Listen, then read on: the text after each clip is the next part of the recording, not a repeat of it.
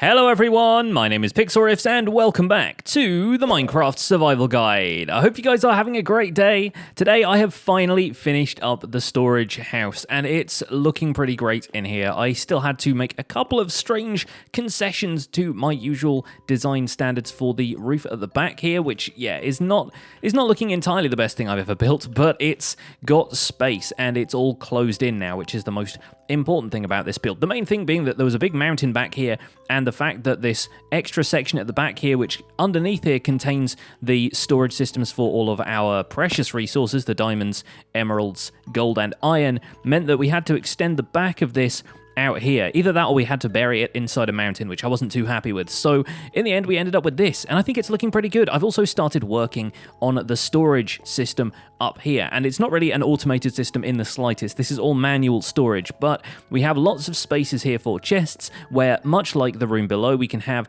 chests of resources here and then the stuff that you make out of those resources on the shelf above. And here in the item frames, we can put some of the stuff we plan to store here. I don't exactly know what that's going to be yet because I'm still in the process of working some of this out, but around the corner here I figured we would have a nice little cubby hole for prismarine stuff, and here are a couple of examples of ways you can label your storage. You could, for example, put everything just labeled with the item frame and the item in it so that you know exactly what that is just by looking at it. That's if you're a little bit more familiar with the materials in Minecraft, you'll probably be able to tell at a glance that this is a sea lantern, this is a prismarine shard, these are prismarine crystals, and so forth. Alternatively, item frames have this kind of wonderful thing where they can overlap with other objects that might otherwise knock them off the wall. You can't put an entire block there, or even a stair block or anything like that, but you can put stuff like signs, anything that counts as kind of like an entity, but not a full sort of block style thing, then you can use that in combination with an item frame. And so through that, I've been able to place signs and item frames on the same block so that I can write the name of the item here and then display it coming through the sign. And you'll notice that sticks out of the sign a little bit, but not as much as it would normally stick out of an item frame like so, because the item frame is actually holding it, the sign is taking up part of that width, and then it's pushing through the front there. And we can still rotate it using the item frame by right-clicking on it like so, but obviously that obscures part of the word if we do it in certain angles. And also, I had to make sure that there was enough space on the top line of these signs to write the word, because you can't really fit the names of stuff around the outside of here at all. So this is not necessarily a system I plan to work with the entire time, but I just thought it was interesting as an example to give you guys a bit of an idea of what you could do with some of this. Now you'll notice that when I look in the prismarine chests, I brought over a bunch of the dark prismarine, but the other stuff is still over there at the ocean monument, where it'll probably stay for the most part, but I'd actually like to use some of the dark prismarine for what we plan on doing today. And today we're going to make good on my promise to remove the villagers that I cured from the caves down here and bring them up to start a villager breeder. You'll notice there are still some other unfinished things around here, like I've started on the framework for the cobblestone generator building, but that's not really taking shape quite yet, and I still need to put roofs on the melon and pumpkin farms. But again, that's one of the things that I'll probably do off camera, just kind of tinker with builds here and there while we're working on big projects in the main series. Now down here, if you'll remember, we have one villager who's stuck in here. Oh, and skeletons are firing at me, of course, as they tend to do. We unfortunately lost our other villager down here, but this guy is still going strong. This shepherd up here is still alive, and we'll probably extract him through minecart rails and stuff today. I think that's probably going to be the best way of doing things. I have a little bit of stuff that I need to drop off back at the farmhouse first, because I haven't figured out a place for it in my storage system quite yet. But we're going to bring that villager up to the surface. We are probably going to transport the villager from the cave over there up to the surface as well. And then if we find another villager, or we can bring one back from a neighboring village, we will start putting them inside a breeder. And in this case, these guys in the house, I'm actually going to leave here because I like having them around. I feel like now we've got them here, it makes sense to leave them here for the most part, but we could always use one of them in a pinch if we needed to, but I'm not keen on moving them quite yet. We will need some rails and some powered rails and some minecarts, because today I'm actually going to show you how to move villagers around using minecarts, which is usually a little bit faster than using boats, which we've done in a previous episode, but requires a lot more preparation. I'll probably also bring a boat with me so that if we need to bring one back from one of the villages around the world, then we can do that too. Of course, before we move the villages at all, one of the things we'll want to do is figure out where these villages are going to go, because it's actually kind of difficult to contain villagers. They have a mind of their own when it comes to wandering around and so forth, and we want to make sure that they are safe from zombie attacks, so I think it might be a good idea to set up some kind of holding cell before we actually get down to moving the villagers at all. And that means coming out here to our industrial area and building something new, but we're not going to be building this 4, 5, 6, 7, 8, 9. There we go. We're not going to be building this on top of the gravel here. We're going to be building it on stilts instead. And the main reason for that is that I can't really be bothered clearing out all of the gravel. But there's also another reason, and that's that it makes it harder for zombies to attack these villagers. The zombies might be able to gather underneath here and look up at the villagers in this kind of breeding area that we're going to create, but they're not going to be able to attack the villagers in any way. And that's the main thing, because we don't want our villagers dying or converting into zombies and attacking their fellow villagers or anything like that. So what we're going to do is we're going to make a 9x9 section here of grass, just supported on all of the corners by the stilts that we've got here made out of wood. And we can make this look however we want. It's not going to be super important to make it look particularly different. So while I'm building the rest of this, we're going to head over to a village that I'm going to film separately, and we're going to cover the basics of how village breeding mechanics work. And then from there, we're going to explain how we're going to kind of change those a little bit and exploit them for the purposes of the villager breeder we plan on building here. So we're going to cut away to that, and I'll see you guys on the other side. So to understand how to make a villager breeder, we have to understand the conditions under which villagers will breed. And they are actually fairly specific, although they are quite easily manipulated as well. Villagers will look for the amount of valid houses within a certain area, and a house is actually a fairly loose definition. What that typically means is a door with some sort of overhang indicating that you can go inside, and a light source on the inside to indicate that it's not dangerous. And so typically when making villager breeders, you will see people, if they're using like a standard village like this, basically spamming doors all over the place with blocks over the top of them and light sources nearby to indicate that there is some kind of safety to be found there.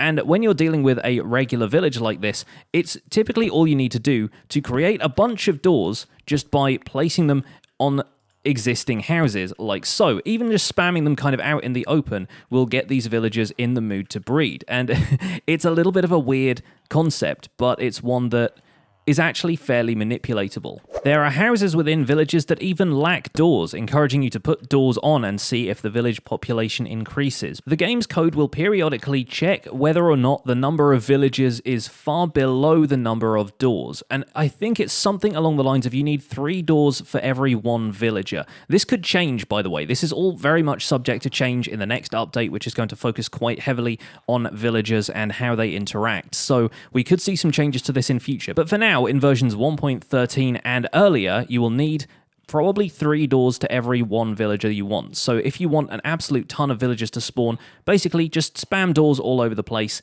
and try and add them to some of the existing houses if you don't want to build additional houses yourself, or mess around on the wiki figuring out what exactly counts as a house and what doesn't. But that is not the only thing that determines whether or not a villager is willing to breed. They have to be well fed.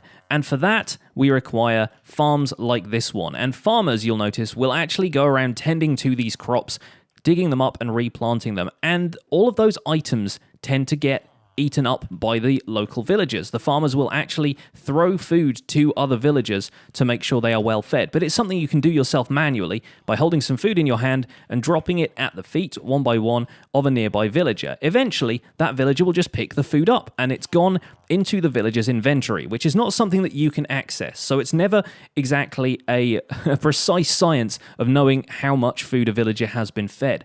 However, the more well-fed they are, the more willing they will be to breed. Villagers may also become willing to breed by you trading with them. The more trading you do, the more likely it is a villager will be able to breed. If you see those green sparkly particles that unlock additional trades, that will also increase the villager's willingness to breed. When a villager's willingness to breed increases, you'll start to see these heart particles forming above their heads. And unfortunately, this poor nitwit has fallen in love with a stone. No, I'm kidding. Our librarian villager is down there and has been one of the villagers who we have traded with in the past, so they are one of the more likely to become willing to breed. But in this case, you'll notice that this farmer out here, although it's not actually a farmer, it's a shepherd, but they are one of the farming professions, is out here gathering food, and will toss that to other villagers that haven't been fed. I've also introduced a bunch more doors to this village, as you can see from this complete maze of doors I've created here, in order to make them more interested in breeding. There's a couple of lights in there, just a fairly basic roof, and all of these doors in there, and that's definitely increased the interest of this village's population to breed. When it comes to the exact quantities of food they need in their inventories, 12 beetroots, 12 carrots, 12 potatoes, or 3 bread, which can be made using 3 wheat, is enough to get them willing to breed. But of course, any additional trading and stuff you do with them will probably increase the chances as well. The hearts you will see appearing above their heads indicate that they are entering mating mode, and if 2 villagers enter mating mode when they are standing next to each other, usually facing each other as though they are interacting, a baby villager will be born. After a while, those baby villagers will grow up into regular villagers who can be traded with, and the whole cycle will continue until such time as the village has decided that it's got enough villagers, at which point they will stop breeding. Once again, that is calculated by how many doors there are in the village. So if they still think that there are too many doors and that there aren't enough villagers, they're going to keep breeding until there's enough. So we'll get into exactly how we can exploit those mechanics for our villager breeder in a second, but before that, I realized that I had this nitwit left over here from when we were moving villagers over from the other village, and I kind of think we should bring him home and make him the star of today's show. So we're going to put him at the top of our villager breeder, where there is a cell full of doors that basically simulates a real village, and we're going to put him to work in there as basically the one who's going to get this whole thing started. And here he is, the village nitwit, here to join our villager breeding program. Now I'm actually going to go and grab the minecart rails so we can use a minecart to get him over to where I've prepared the site of the breeder. I figure this is probably going to be a little bit easier than taking him over here by boat, considering how hilly the terrain is around here. It's also going to be a really good template for when we have to do this in a minute with some of the other villagers that we've got stored in other places. I think, yeah, we'll have to convert some of these blocks back to dirt and grass just to get him down here, or up here, I suppose. The transmission distance of powered rail is really awesome. Okay, I think we should be okay going up to about here, and then we'll bring him up here with another set of powered rail, and I think that'll do. I have to very quickly run inside and sleep before any zombies come out to kill him. Come on, I need to get in bed exactly as the sun goes down, otherwise this is all going to go very wrong very quickly. Okay, now comes the tricky part, transferring him from the boat into the minecart. Hopefully this should go well, and we've got a powered rail set up there for the minecart, so that shouldn't be a problem. The trick is to either place a minecart as a villager is there, push them into the minecart, or have the minecart pick them up by moving while they are moving, and that is the trickiest part over and done with. All we need to do is push him off this rail and up onto the track we've got leading across the bridge. You can do this one step at a time without using powered rail if you're content to push a villager up a hill, but the powered rail just really helps them get off to a flying start. And I'm slightly worried that, oh, okay, good. I thought I'd built the track all the way up to this hole, in which case he would have just dropped into there, but no worries. We can collect up some of this rail and we can continue over that way. I think another, yeah, if we take up all of the rail that we've gotten so far, in fact, let's use a bucket of water to do that because it's a little bit faster picking up all of those rails. Once we've got all of this collected, we should have no problem getting him up into the villager breeder, and then I'll explain the mechanics of the breeder setup because it is quite different from building an entire village. Okay, that's our track laid in, and we have a decent amount of the day left, so we should be able to get this guy up in the villager breeder pretty quickly. It should have enough momentum going up this hill. Yes, fantastic. All right, and now he's off up to this little cell up here, and I will explain exactly what this guy is doing. So remember earlier when I said that the villagers need a certain amount of doors around them to determine whether or not they need to breed? This guy is going to be up here by himself, and he's going to have 6 doors. Now, like I said, you need 3 doors for every villager. So this guy is going to detect that he's going to be on his own, and he's going to decide, I need to breed with somebody.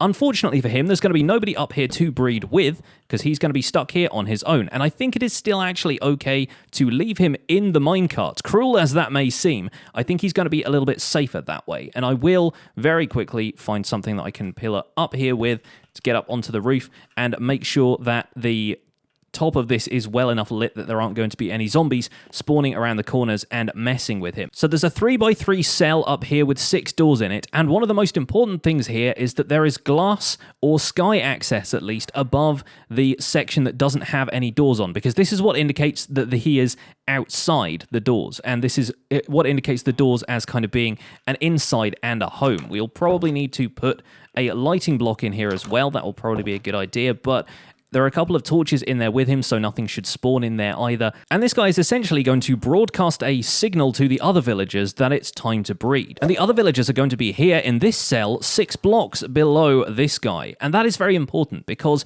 within a vertical distance of 5 blocks, a village will count its population and will count any villagers that are in here if this cell is within 5 blocks of the rest of the villagers. But because it is 6 blocks up, it technically counts as outside the boundary of a village. But when this guy says, hey, it's time to breed, there aren't enough villagers here, it's still going to affect any villagers who are contained within this area. The kind of mating signal, if you want to call it that, I'm not entirely certain how the game decides that, but the mating signal will kind of carry to anything in a local area outside of the boundary of what it thinks is a village, which includes every single block in here, despite the fact that it is technically outside of the boundary of these 6 doors counting as a village. So for our next trick, we're going to get down here into this cave and rescue the farmer that we cured in the last episode, and hopefully we shouldn't have too hard of a time getting him out of here. Minecarts are able to pull entities through corners, so all we should need to do is pop a minecart on the rail there, push that up there, and he's out. Fantastic. Now, if I've placed all of the rail correctly, he should be able to head up this and straight up to our villager breeder. And minecart rails do propel you pretty fast. He is already in the distance, but look at that! Ended up straight in the tank where we want him. And I'm going to very quickly make sure that this area is well lit, just in case bringing the next guy over here takes a little while, but hopefully this should all be comfortable for him, and no zombies should be able to get in if I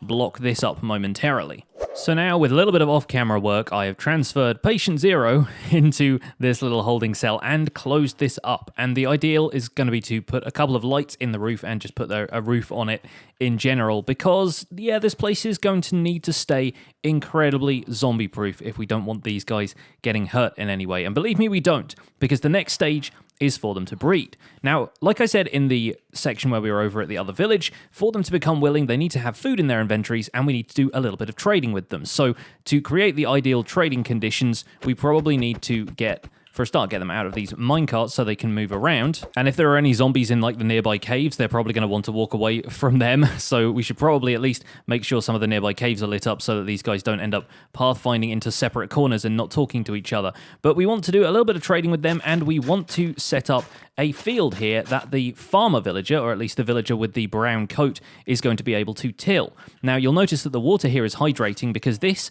prismarine slab here has actually been waterlogged. There is a bucket of water inside of there, in the way that you can waterlog slabs, to make sure that the farmland around here is going to be as hydrated as possible. And we're going to hoe out all of the land inside of here and start planting carrots. And the reason for that is that the farmers are going to be able to distribute carrots when their inventories fill up with them, which means they will throw food to any other villagers that come in here, making those villagers automatically able to breed. And since this villager up here is going to be constantly broadcasting that, hey, we need to populate the village signal, everybody is going to want to breed quite frequently. For now, we are going to fill up the entirety of this field with carrots, although we are actually probably going to take out some sections around the sides here to give a way for the villagers to exit when we want to remove them from the breeder. But that shouldn't be too difficult, and we should just be able to fill up the rest of this field with carrots to maximize the amount of crops the farmer will have to hand out. And that hydration is reaching all the way to the corners here. This is probably about the maximum amount of space that you could hydrate as far as like a square space goes. If you want to, you can build it more like a diamond thing, so the taxi cab distance thing works out for you. But the rest of these carrots, we can either trade away if this guy was actually a farmer, or we can just chuck them to him and he can suck them up into his inventory and become willing to breed. We'll also do the same for the villager up here, who I don't think needs to be willing to breed because there isn't really anybody to breed with up there, but it's always handy to kind of have them a little bit more willing to breed anyway. And considering he's a nitwit, we don't have any trades to do with him, so we can't do a great deal about that. Now we're going to trade a bunch of wool with our shepherd here so that he becomes willing. And yep, there we go. We're already seeing hearts. Fantastic stuff. So patient 0 here probably needs a couple of trades to go through as well. We can buy an efficiency 2 iron shovel or unlock the other trades and see what else is out there. We can probably trade some iron ingots, but the whole reason I want these guys in the first place is so that I can get some iron, so we're not going to worry too much about that right now. Let's trade for the shovel, and let's see if we get any nice diamond tools.